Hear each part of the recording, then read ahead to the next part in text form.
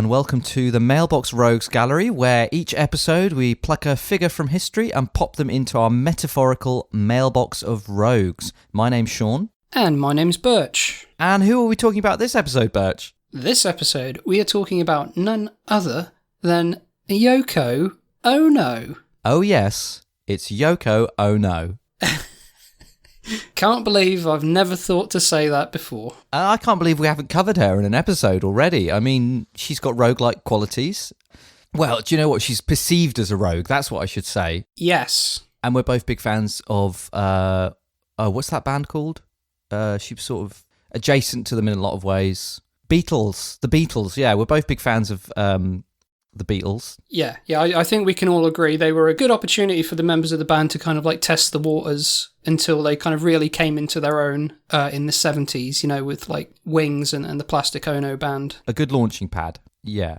Well, actually, you know what? I think since we've already broached the subject of the Beatles, I think we should just say, you know, because it's this like rumour that's dogged her whole life since the 60s is everybody thinks that Yoko Ono broke up the Beatles, and it's like her name is sometimes almost like a byword for like a woman who's going to break up a band. And it's this kind of vicious rumour. So I having done my research, I'm just going to say first things first, let's establish Yoko Ono did not break up the Beatles. What really happened is the Beatles broke up because John put a whoopee cushion in George's guitar. It made farting noises every time he played. He'd recorded 40 takes of While My Guitar Gently Wept without realising that there was a soft farting noise going on throughout every single take. And he was rightly very upset by the time he realised. Yeah, well, that Get Back documentary, I mean, that really shows that in all of its kind of tense glory almost, just like you see him kind of like going into it, playing the guitar. He's going, my guitar gently weeps. And then you just see like John Lennon in the corner going, yeah, he's muttly laughing. Mischievous John. Ringo's there like, oh God, this is going to end badly. And then they listen to it back, and then John's like, oh, what do you think of this, George? Well, my guitar gently farts. And I mean, as you would, you know, they just start having a ruckus, fighting each other. I mean, it's one thing to ruin the recording, but like to touch another man's guitar as well it's a cardinal sin. Yeah, and what is it? Was their producer? It was Brian Epstein, wasn't it? No, he was the manager. Call yourself a fan. It was George Martin. That's the one. George Epstein, Brian Martin. Yeah, and George Epstein. He was like, George, could you just do another take, but this time without farting 65 times during the take? That'd be great. Thank you. Maybe have a few less of the lentils there that you brought back from India. Yeah. It's just like, look, for the last time, I'm not farting, all right? It's this bloody whoopee cushion. It's like, well, we've not seen any evidence of it. Because it was so deftly hidden inside the guitar. It obviously had an effect on the man because famously George Martin never farted since. Harrison? Neither of them. Yeah, tragic. Never released a hit single together again and never had another bowel movement. Well, there you go. And but you know, that's obviously, we're not talking about that. We're talking about Yoko, but that is just to establish that Yoko did not break up the Beatles. So she was born in 1933 in Tokyo. In 1952, she became the first woman admitted to a philosophy program at a prestigious university in Tokyo. She ended up moving to New York, studying writing and music, and her downtown Manhattan loft became the site of a series of important performance events, doing these sort of like mad art exhibits with the help of this experimental composer. All of this long before she met John. And they were like simple conceptual art pieces, and they encouraged the imaginations and activity of the audience and their participation. Absolutely. It was called Fluxus, wasn't it? The kind of group that she knocked about with? Yeah, I think so. So she met John Lemon at one of her art exhibitions in 1966. John Lemon, did you say? Yeah, John Lemon. That's his name, isn't it? You know, you got me questioning myself now. Was it Lennon or Lemon? I'll tell you what you're thinking of. You're thinking of the actor Jack Lemmon, who was in Some Like It Hot, The Apartment. You know, he did a lot of work with Billy Wilder. He was in the original Odd Couple. John Lemon, of course. And that's why they named their record label Apple Music. And that's why he always fought scurvy as well. Yeah, exactly. A big proponent of the anti-scurvy movement. all those protests that he did in the late 60s, early 70s, fighting scurvy, on the high seas. I mean, it was incredible. But that actually sort of segues nicely into one of Yoko's art pieces that I was going to talk about, because they did their famous bed-in, where once they got married for their honeymoon in 1969, they basically just laid around in bed for a week in the Hilton in Amsterdam and invited the press to come and sort of photograph them, and they'd just be sat there holding some signs and making a few witticisms to the press, but otherwise just lying in bed for a whole week. The way I remember hearing about it is that they were literally in Amsterdam and they thought, oh, we'll kind of, feeling a bit lazy today, let's just like hang around in bed. And then like the press caught wind of the fact that, oh my God, John Lennon's here, a member of the Beatles. So they went and saw him, and then they were asking him all these questions. And they were like, look, we're just trying to have a lie-in, all right?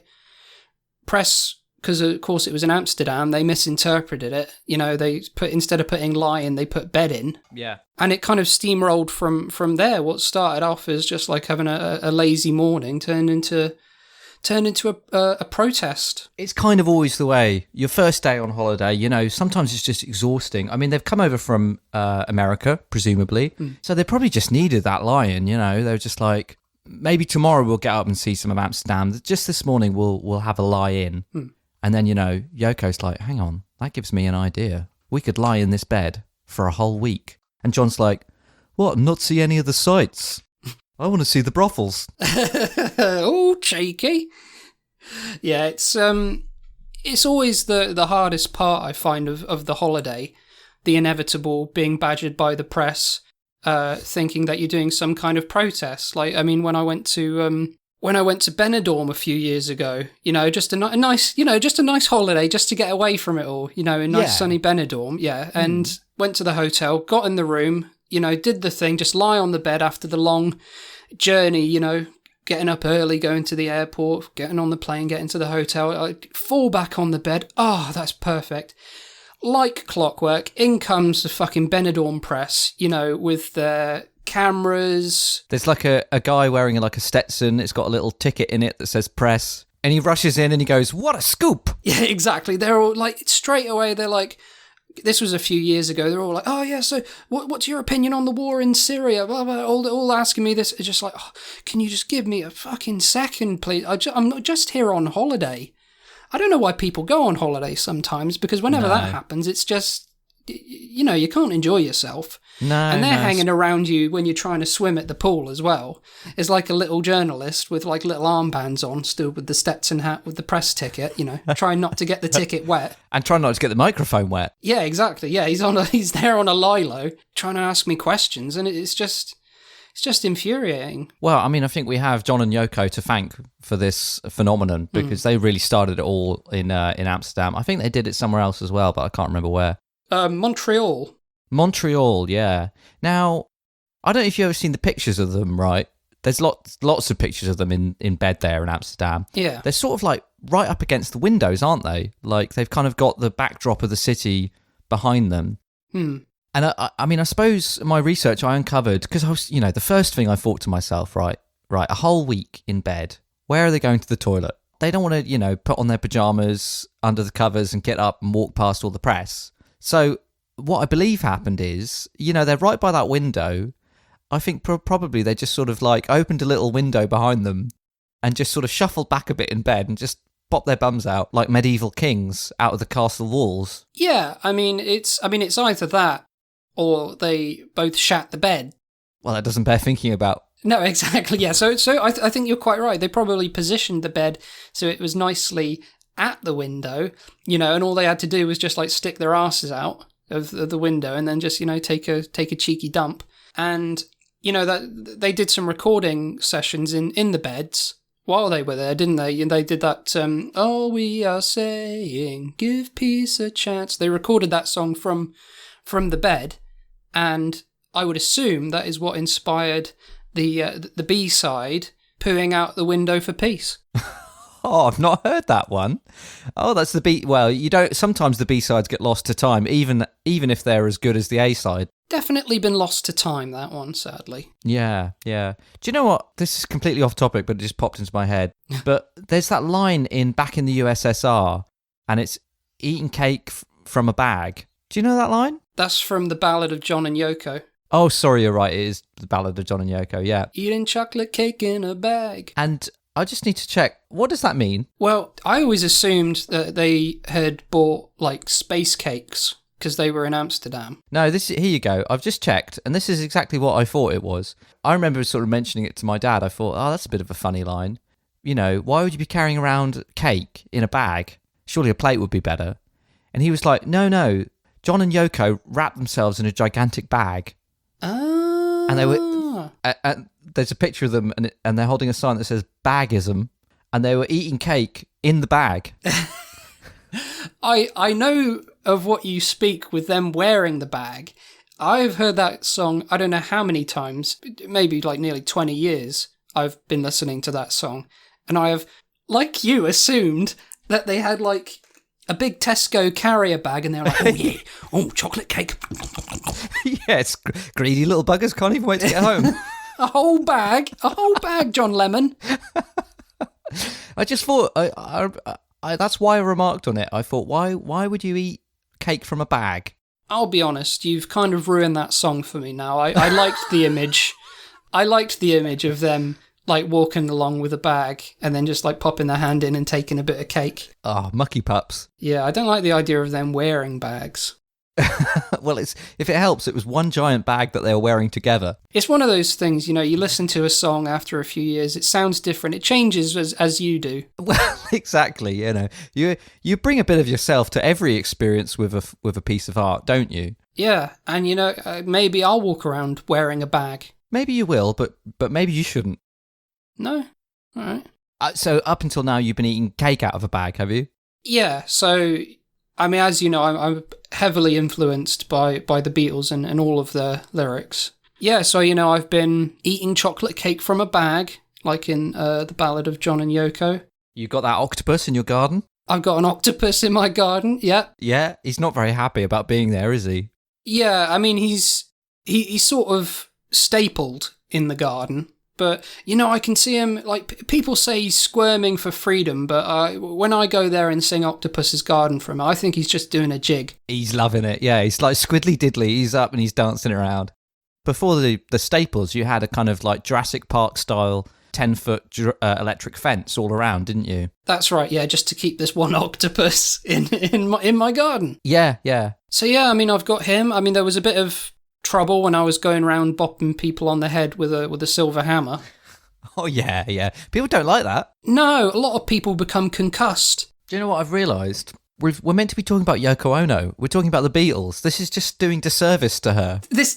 I said to you before, didn't I? I said, before we started recording, I said, it was interesting researching her, but so much of what we think about with her is tied to the Beatles.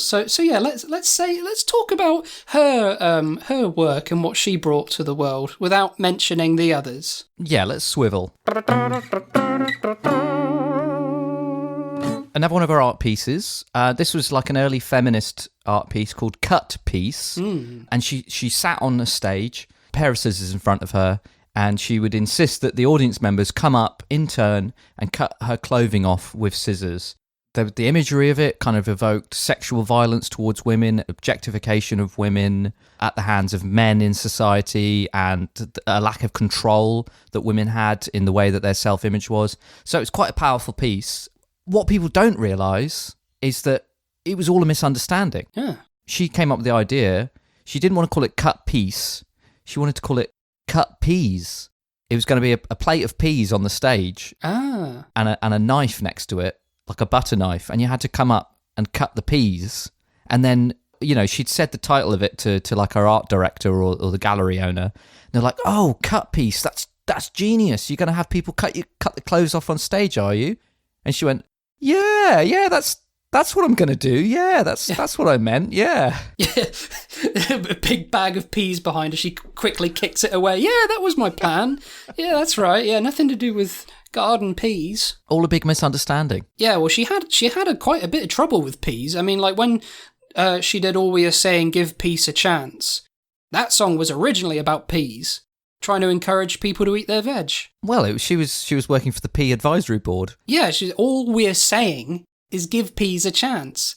And then, of course, when people started listening back to her, they were like, oh, yeah, radical, man, give peace a chance, give peace a chance. It's like, peace? No, what do you mean? Peas? And then she sees how it's affecting the movement of the youth, and she's going, she's an opportunist, you know, she jumps on board. Yeah, she was just like, I don't think anyone will ever be ready to hear about peas. Maybe that could be her last great work. Yeah. What would that be then, I guess? It's got to be something where she can't be confused. So we can't confuse peas with peace, as in cutting a piece. And we can't confuse peas with peace, as in peace and love. I don't know about the confusion element, but all I can say is if I was a pea-obsessed artist and all my life my plans of pea-based art had been thwarted by simple misunderstandings, here's what I would do, okay? Get 10,000 peas, garden peas, right? Yeah. Right. What you do is you very, very carefully, but quickly, before they go off, you skin them. So you sort of like, you maybe you cut them in half, and you take the skin off, and then you've got the sort of gooey middle in the pea, right? Put one to one side, one to the other. At the end of it, you've got this gigantic sort of mush of peas, right? Right. That's the inner. I'll save you some time there, Sean. Just go to the fish and chip shop, buy some mushy peas, if you're just looking for the mushy centre.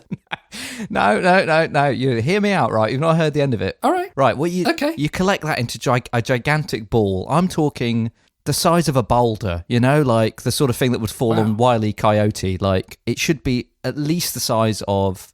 Who's the tallest person you know? Dick Van Dyke. Yeah, it's got to be at least the size of Dick Van Dyke. Okay. And then with that's a big pea. It's a big pea, right? It's perfectly rounded. And then all the skins that you've got, right? Stitch them together to make the outside as a kind of tapestry of pea skins. Ah. And then you graft that onto the big boulder-like inner. So what you've got is one gigantic pea. Wow. I love it. I love this. I can picture it in my mind's eye. It's like so clearly just a giant pea. To be honest, it's quite a simple concept, really. It's just a pea, but big. I'm glad you can picture it. If you couldn't picture it, I'd probably be worried. Picturing it next to like Dick Van Dyke as well. He's looking up at it. He's like, Jesus Christ. Well, I mean, if anything, this is the only time limit because Dick Van Dyke's getting on in years. And if we're going to have him stand next to it, we better hurry up. Getting on in years at the time of this recording. Getting on in years at the time of this recording, which is Burch couching this as if to say there's a chance Dick Van Dyke might die before this episode gets released. Now, we have to make a decision here, listener. Do we keep this in? Do we keep this in or do we not? I say, at the time we're recording this, he's alive and well, okay? We love him. He's obviously, you know, it goes without saying, he's a treasure, an international treasure. Being from the chimney sweeping class ourselves, we obviously relate to him a great deal. Oh, yeah. We're not trying to dishonour him in any way. So let's just say, if he has passed by the time you're hearing this, know that he was the man we chose to stand next to the giant pea. That's right. And what greater honour. I know, yeah, it's the greatest honour, really. I mean, I'm going to go out on a limb and say... At the time of the release of this podcast episode, you know, clearly he's still alive. Still alive, Dick Van Dyke. And he won the Oscar. What Oscar? The Oscar for what? Oh, we'll wait and see. The listener knows. Well, I can't wait to find out. Yeah, me too. See, it's something to look forward to now. Okay. So, what does the giant pea represent? Because I hear. I mean, I'm not completely. I kind of dip my toe into the art world. My understanding is that art usually has like a meaning. A meaning, okay. Well, it's almost like not for me to say because it's Yoko, really, who's the one who's got this obsession with peas, as we've established. I was just going to say, you know, I know we're kind of like doing an episode about Yoko Ono and we're saying about like how great and accomplished an artist is, and now you're talking about giving her the giant pea. We need to keep that giant pea for ourselves. Well, that's a good point, actually. She's an old woman.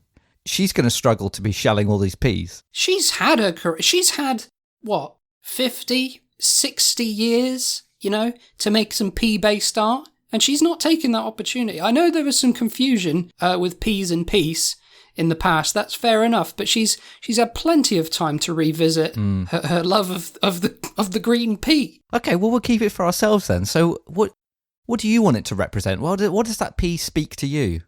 What's it saying, Burch? Put your ear up to the pea. It's a little bit like it could be a little bit like a James and the Giant Peach scenario, couldn't it? There could actually be somebody in there. Turn it into theatre with me, James and the Giant Pea. Yeah, of course.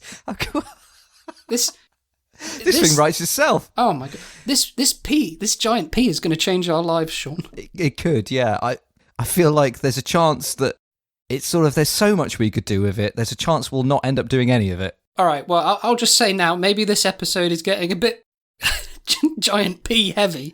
Maybe we should course correct.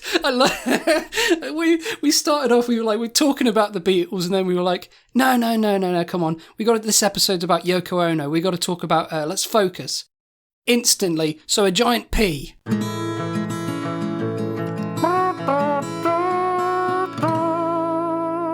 So Yoko Ono also made a short film called Bottoms. It was 5.5 minutes, and it was just butts sort of jiggling and walking around. It was just butts on screen. Whose butts? You know, strangers, anybody who was kind of in her artistic loft, just who had a butt, which is most people. It's like, all right, get your knickers off, get your togs off, and just sort of stand in front of this camera and walk around a bit. We'll just film your bottom half. And she sort of collated it into 5.5 minutes of butts, and it was very sort of like cheeky. And almost very cheeky. I'd imagine if there were a few butts. It was cheeky, but it was also like there was a kind of benign innocence to it. It was fun. It was still rated X by the British censors because it was just too many butts. How many butts would have been less than too many for the British censors? Is that from Blowing in the Wind? That's a Bob Dylan lyric, isn't it? Yeah. That's from like an uncovered sixth verse that never saw the light of day. How many butts must the British censors have to not rate an X? And actually, it kind of fits with the title, Blowing in the Wind, doesn't it? Yeah, exactly. Yeah, the song was about breaking wind. Do you want to talk about another one of her pieces? Art pieces? Sure. Another art piece. Now, you mentioned earlier about the Bum film being very cheeky and fun and just kind of positive energy. And that's something you could definitely say about her art. It's a lot of positive energy around this sort of time in the 60s, when a lot of people's avant-garde art was kind of quite depressing or trying to say something profound about like darker aspects of human life. Hers were pretty positive and trying to send, like a decent message. Like the first time John Lennon met Yoko Ono was in 1966.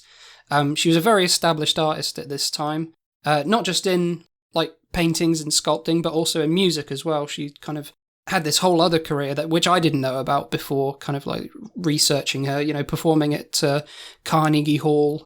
But the first time they met was at Indica Gallery. Obviously, I'm very familiar with the place. Obviously. In November of 1966. And it was one of her conceptual art exhibits. It was like interactive paintings and sculpting. And there was a piece there which was called Ceiling Painting / Yes Painting. Basically, what this involved was a ladder painted white, and there was a magnifying glass at the top. And what you did, or in this instance, what John Lennon did, was that he climbed up the ladder, grabbed the magnifying glass, had a little look, and the word yes was written somewhere in quite small writing, but you put the magnifying glass up. It was on the ceiling, was it? That would make sense, given it's called ceiling painting. Yeah, we'll say it is. Yeah, she's written yes on the ceiling. In tiny little letters, and then you have to go up the ladder. There's the magnifying glass at the top. You look up through the magnifying glass and see the word yes. That's right. And John Lennon, he said that he really enjoyed the art due to the positive message, because it could have said no, but it didn't. It said yes. I mean, that's about as positive as it can get, really, isn't it? Yes. Have you heard about this one? She called it Voice Piece for Soprano. This one elicited a very strong reaction from the public and from the gallery it was in, which I believe was the Museum of Modern Art in New York. And basically, there was a microphone in the corner of this room in a museum, and the audience were encouraged to scream into it as loud as they liked, however they liked. And that was the art piece. And people came in their droves and stood screaming in this museum, and it drove people insane because it was constant screaming in the background when people are trying to look at these other pieces of art, other exhibits for 12 hours a day, every day. So against Yoko's wishes, they did actually eventually turn the volume of the microphone down a little bit so that it did not drive everybody completely insane. Funnily enough, like a while ago, I saw a similar sort of art piece. You know, I was walking along, see this microphone there, and I assumed it was like some kind of conceptual art piece like that, where you're kind of like screaming into the microphone. So, you know, there I am shouting into it. You know, I was very angry at the time, so I wanted to kind of like get all of that anger out. You know, I was just like yelling, screaming into this thing. Oh, you're going to die. You're going to burn in hell. Oh, you were angry. Yeah, I was a bit peeved at the time, you know, just to it's healthy, you know, just to get it out there, you know, just shouting, you're going to rue the day that you crossed me. You're all going to burn in hell. You hear me? Burn in hell.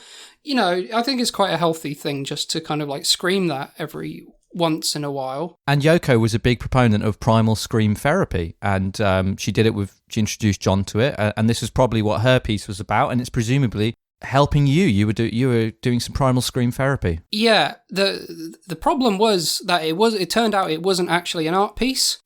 Somebody was setting up a microphone and some speakers at a local primary school.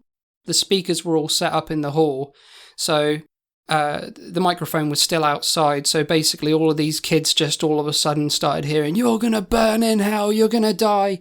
You know, they all rush out with the teachers, or all the kids are crying. They see me still shouting into this thing. It's like, I'm going to skin you alive, you're all going to die. And then the teacher comes like, whoa, what the hell are you doing?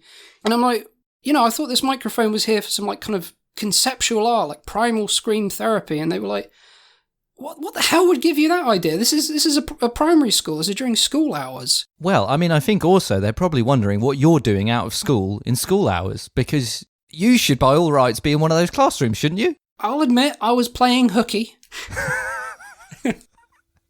So you probably got in trouble for that too. Yeah, they saw the uniform I was wearing and was like, hang on a minute. Burch in 4C. I was like, oh no, sir. I had to write 100 lines on that board. Oh, what a mess. What a mess you got yourself into that day. Last time I threatened children again. Or is it? Oh, I don't know. That could be another one where by the time this comes out and the people are listening to this, the whole situation around you threatening children could have changed. Do you have such a low opinion of me? Yeah.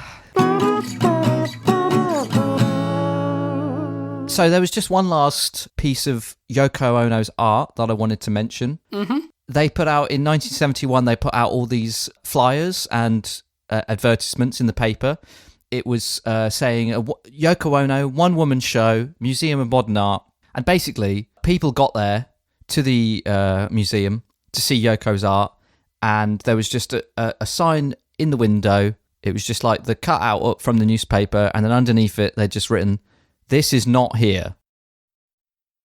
And that was the art piece.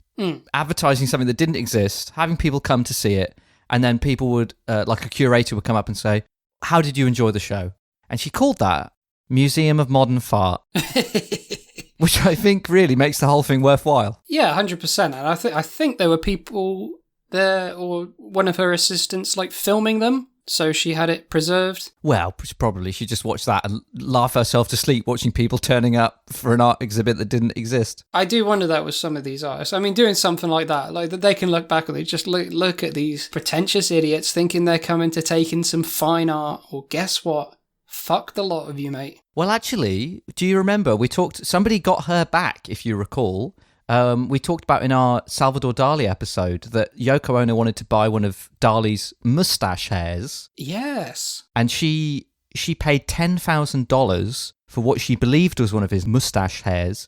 And actually, it was like a piece of grass from his garden, and they just sort of like got one fine strand. So, you know, she wasn't immune to being tricked herself. No, these artists, you got to be careful. Untrustworthy lot, really, aren't they? We should be aware of that before we get in too deep in the art world with our giant P that we're going to work on. But I tell you what, actually, you know, I'm something of a conceptual artist myself. Obviously, we talked about the giant P. Yes, of course. You weren't in my art class in school, were you? We had a few classes, didn't we? We had media studies and basket weaving and surgery, but we didn't have art classes together, did we? We did not, no. One of the pieces that I did for like my final project for my GCSEs, I put a donkey in high heels, clattered around the classroom, and everybody looked at it. And, you know, it was like, the question was like, is the donkey wearing high heels or are the high heels wearing a donkey? You know, it was like quite metaphysical question, that. Yeah, it really makes you think. And then I think this must have been for my A-level, like final art piece, I did this kind of conceptual thing where I performed 400 fake christenings. I sort of posed as like a vicar, and I set up this.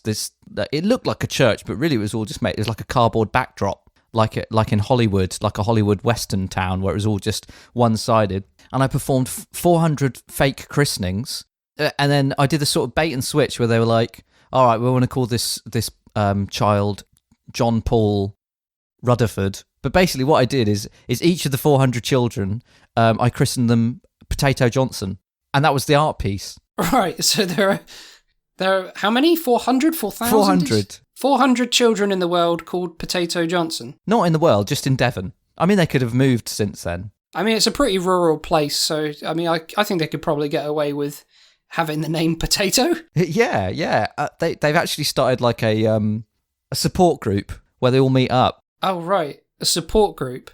Not because they're traumatized by having such a cool name, surely. Well, you wouldn't think so. Like, if anything, that I can imagine that club, they're like, hey, you're right, Potato. And then when they all leave, they're all like, later, Potato.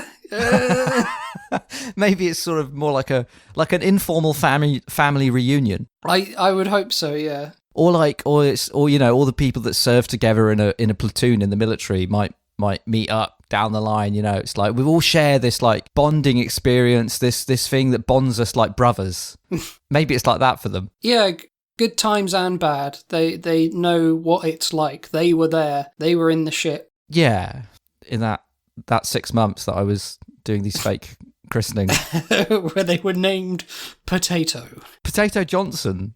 It must be a bit confusing when they're sending off for things like, I don't know, driver's licenses, and all the post probably all gets mixed up. Yeah, you shouldn't concern yourself. That's not your problem anymore. That's for them to sort out. No, it's not the job of the artist to worry about consequences. It's the job of the artist to worry about the art. That's right. You've done your bit. You've created. It's now for them to kind of try and find the meaning in their name and their life. Which we all have to do, really. Well, exactly. If anything, you've made it easier for them by calling them Potato. Thank you. Yeah, I mean, obviously, you know, the whole art piece was a comment on modern consumerist conformity, and I really hope that they've taken that to heart. I'm sure they have. How else could you take it? Well, no, exactly. What about you? Have you ever dabbled in conceptual art? Yeah, well, I mean, like you say, we were at school together, different art classes, but, you know, still did art. And my art piece at school was, I got a bit of paper, and it was like actually a teacher's marking sheet. And on there I wrote, A*, 100%. James has a clear grasp of what makes art important and celebrated in the world. He is a true artist by the true meaning of the word artist. I see great things in his future. And then I put like a fake teacher's signature, and that was my art piece. And that was like an ironic comment, presumably, on your hopelessness as an artist? This was my thinking, right? So she sees this and she thinks, like, what the hell is this, James? This is terrible. So she ends up getting her own like teacher's marking sheet and ends up giving it like an F, like 0%. It's like, James does not understand art at all. He thought he could get away with making this just at the last minute on the fly. He doesn't care about his studies and he's not going anywhere as an artist. What I ended up doing is I ended up submitting what the teacher had written about me as the art piece and pretending the A star 100% was what the teacher had given me. Oh, it's a bit of a bait and switch. Yeah, so I used that. I got through to art school, after that, based on that. I was like, look at this, 100% from an art teacher. And they were like, oh yeah, all that. And you know what these fucking pretentious people are like. They see the piece that the teacher had actually written, that I pretended I'd written. And they were like, oh wow, yes, an F. James has no understanding of art. Yeah, I really get it, yeah, because sometimes we get lost and we don't truly understand or appreciate art. And I'm just stood there, giggling inside, like, oh yeah, that's exactly what that means. Yeah.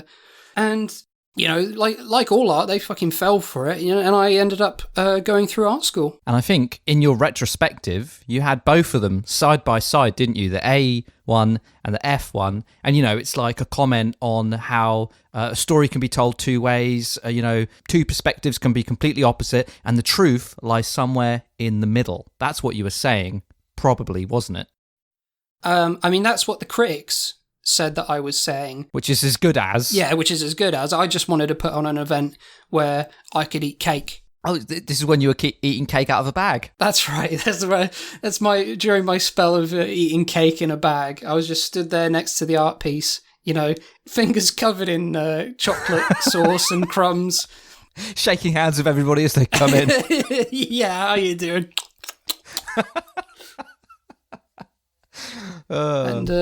Yes, and that's what art is to me. Yeah, well, I like that. I'll always remember one of your other art pieces. That was when you did the conceptual art piece where you faked your death for 17 months. The influence behind that was, it was quite a tumultuous time in my life where I'd kind of racked up a lot of debts. So, I thought, what better time to do an art piece about me dying than now. So yeah, as you well know, I got on a rowboat on Blackpool Pleasure Beach. I brought everyone there, everyone from my school there. They were like, oh my god, what's the genius Burch gonna do next? He wowed us all with the art class documents. What the hell's he gonna do next? And I was like, take a look at this. I just ended up rowing out to sea. I could see that they were still watching me. I kind of went out further and further and further until I was completely out of sight. If I recall, you sank the rowboat and then you swam down and you'd already pre-positioned some scuba gear and like a waterproof case that had everything you needed to start a new life in Honduras. Well, sort of. Sharks sank the rowboat and I ended up getting picked up by a Russian submarine. Oh. Well, I had that completely wrong. Yeah, well, you only know what I told the critics as my art piece. The truth behind it is sharks started eating my boat, and I was like, who eats a boat? What the hell are you doing? And then, so I was kind of like punching them in the nose, trying to get them away from me. Russian submarine turns up. I jump inside it. That's where I got the scuba gear, and I was there. I was like, hey, you right, comrade? Hanging out with them for a few weeks. Nice people. But yeah, so they so I became a member of their crew for a bit, swabbing the decks. They played a bit of a mean trick on me. They asked me to swab the top deck, and I was like, yeah, sure thing. Of course, there's a fucking submarine. I opened the thing. It ends up flooding with water. All this water comes in. Yeah, all this water comes in. I can't breathe. They're looking in the other room. They're laughing at me. They know what they've done. They go, wanker. I was like, oh, you cheeky sods. Fucking. It's the last time you get me with this. And it literally was. It was. But that is where you got your octopus for the one in your garden. That's right. It all ties together, my life, Sean. You see, that's where I got the octopus. So I rowed him back to Blackpool Pleasure.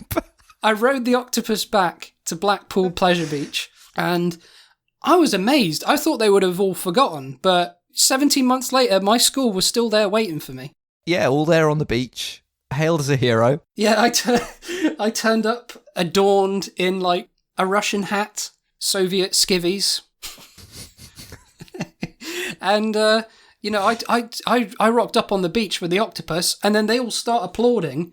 I was like, what the fuck are you applauding for? I was like, oh my God, that was the greatest thing ever. Oh my God, that was amazing. They were there holding a vigil for you, weren't they? They were stood there the entire time waiting. They were like, I had them hook, line and sinker. They were like, oh, when's he going to come back? This is going to be amazing. What's he going to do?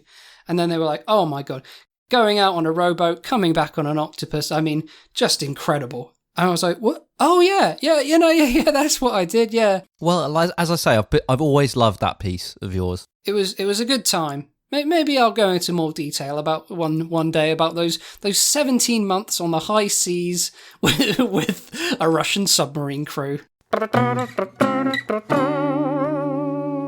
So, listener, thank you very much. That was a very concise and to the point retrospective on the life and career of Yoko Ono. Or Yoko Ono, as some people know her. But yeah, thank you very much for listening, everyone. If you enjoyed the podcast, then let us know. You can contact us in a number of different ways. For one, by email at mailboxroguesgallery@gmail.com. We're also on Twitter at mailboxrogues. And you could also catch us on Facebook and Instagram under Mailbox Rogues Gallery. And I believe we also have a Discord. That's right, I almost forgot that. We have a Discord that you can find in our link tree. Just click on it, you can join the community, chat with other like-minded people, maybe suggest ideas for future episodes. Just find people that you can be friends with, much like the Potato Johnsons. Think of it as a Potato Johnson's support group, but for fans of the podcast. That's how I like to think of it. Yeah, that's a good way of putting it. Yeah. And also, you can, of course, listener, find us on lots of podcasting platforms, your Spotify's, your Apple Podcasts, all sorts of places, YouTube as well. But do, of course, please give us a rating and a review. Let's take all the positivity that Yoko Ono put into the world and just funnel that into liking and sharing and rating and reviewing our podcast. That's right. All you need is love and podcast listens. Beautifully put. Well, that about wraps it up. You should join us next time, listener, when we will be talking about Butch Cassidy and the Sundance Kid. Yes, we will. Right, well, I'm going to be honest, the talk about the giant green pea earlier, it got me pretty interested in kind of actually seeing this thing with my own eyes. So just while we were doing the podcast, you might have seen me on my phone, I put in a Tesco order for about 200 bags of fresh peas. So they should hopefully be here in the next hour or so we can get the ball rolling with this giant green pea. Yeah, well, let's get started. Let's clear out everything in this room so we've got room for all these bags of peas when they come in, and then we'll get started. That sounds good to me. Well, I'm sure that won't be very interesting to the listener, so I guess we'll just end the podcast here. Thank you very much for listening. My name's Burch. And my name's Sean. Toodles. Bye-bye.